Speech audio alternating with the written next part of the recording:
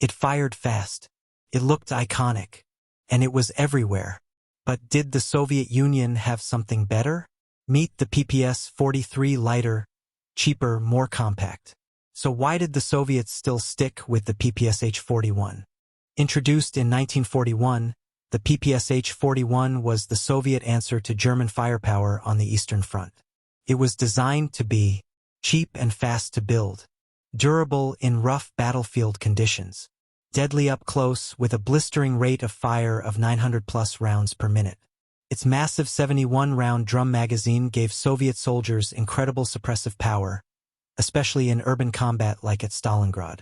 It quickly became a symbol of Soviet infantry, with over 6 million units produced during the war. By 1942, Soviet designers introduced something new, the PPS-43. It was everything the PPSh wasn't: smaller, lighter, and more compact. Easier to mass-produce with stamped metal parts. Used a 35-round box magazine, which was lighter and more reliable than the PPSh's drum. It was perfect for tank crews, paratroopers, and rear area troops. It also jammed less and was more practical in tight environments. On paper, it looked like a perfect replacement. Here's where it gets interesting.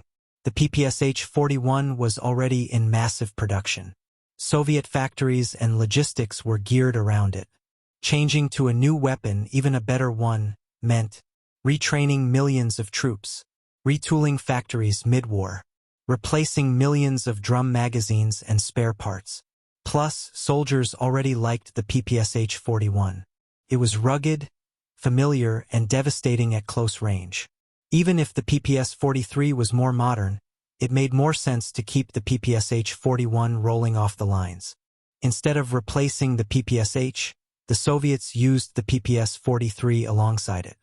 Frontline infantry still mostly used PPSh-41s. Tank crews and support units preferred the smaller PPS-43. Some elite units had access to both. German soldiers loved captured PPSh-41s so much that they rechambered them to fire 9mm ammo and issued them to their troops. After World War II, the PPS-43 faded out of Soviet use fairly quickly. The Red Army moved toward assault rifles like the SKS and AK-47. But the PPSh-41 stuck around in Eastern Europe, Asia, and even in Korean and Vietnam War footage. It was cheap to maintain, reliable, and simple, perfect for guerrilla fighters and newly formed armies. Even today, you can still find PPShs in conflict zones around the world. So why did the Soviets prefer the PPSh-41 over the PPS-43? It wasn't about performance alone. It was about mass production, logistics, familiarity, and sheer momentum. The PPSh wasn't perfect, but it was good enough, and in war, good enough wins battles.